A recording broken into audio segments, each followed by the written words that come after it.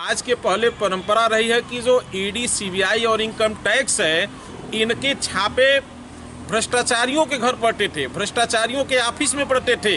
Corporate घरानों में जो लोग भ्रष्टाचार को बढ़ावा देते थे, जनता के खून पसीने को ठगा करते थे, कहीं न कहीं जनता के साथ धोखा देने का काम करते थे, उनके वहाँ इनका छापा पड़ता था।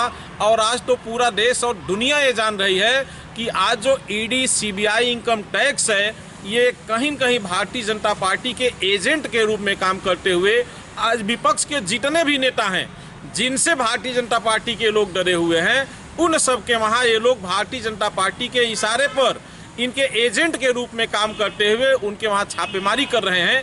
कहीं न कहीं ये प्रजातंत्र के लिए, भारत के डेमोक्रेसी के लिए, इस संवैधानिक देश के लिए कहीं न कहीं ये बड़ा खतरा है। ये पूरे देश के लोग इस चीज़ को देख रहे हैं और महसूस कर रहे हैं। इस नाते आज जो इसका रिएक्शन है, लोग देख रहे हैं कि संविधान नाम की चीज़ को ख़त्म किया जा रहा है। अभी चंडीगढ़ का घटना आपने देखा है, सुप्रीम कोर्ट ने उसका संज्ञान लिया है। आज मैं अभी टीवी चैनल पे देख रहा था, आज तक पे सुप्रीम कोर्ट ने उसका संज्ञान लिया है। वो सारे रिकॉर्ड्स उन्होंने तलब किया है और मुझे लगता है कि उसमें भी सुप्रीम कोर्ट के द्वारा न्याय किया जाएगा। और सीबीआई को भी आपने देखा ही, सुप्रीम कोर्ट ने कह दिया कि ये तो क्या है, सत्ता का ये टोटा है। तो आज जो ये जिनसे लोगों को बहुत भरोसा थे, जो एजेंसियां हैं, जांच एजेंसियां, ये कहीं न कहीं भारतीय जनता पार्टी के एजेंट के रूप में काम कर रहे हैं।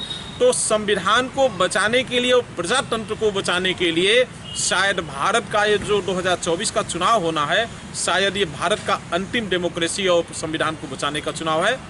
विपक्ष जांच एजेंसियों पे सवाल खड़ा कर रहा है, लेकिन सत्ता पक्ष के लोगों का यह भी कहना है कि अगर सही है नेता जिनके खिलाफ जांचें चल रही है, कार्रवाई हो रही है, अगर सही है तो भग क्यों रहे हैं?